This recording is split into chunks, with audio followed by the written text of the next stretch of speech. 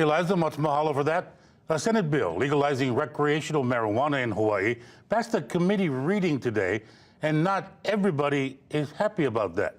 There's concern now about drug driving from Mothers Against Drunk Driving.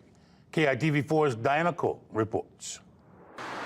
For decades, Mothers Against Drunk Driving has worked to teach people about the dangers of driving while drunk. Now, that D in MADD could also stand for drugs, as in Mothers Against Drug Driving. It's really a problem. It's a problem in Hawaii, and it's a problem across the nation. MADD says now it's also tackling the growing problem of driving while drugged. There's a lot of drugs involved now, and it's almost equaling alcohol. Founder of the Hawaii chapter, Carol McNamee, cites statistics that show an increase in Hawaii's driving fatalities, in which the drivers tested positive for marijuana or other drugs.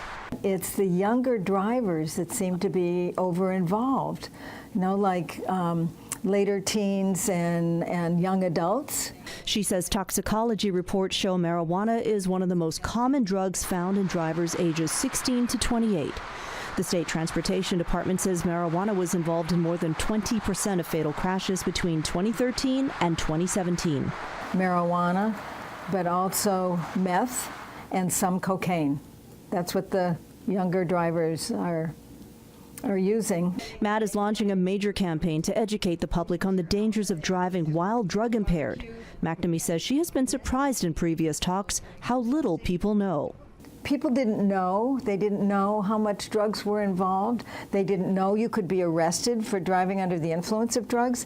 MADD has no official position on Hawaii's recreational marijuana bills, but McNamee says there's a deadly trend in states that already legalize recreational marijuana. They are seeing an increase in fatalities on the highway, and again, I think they're seeing the younger group over-involved.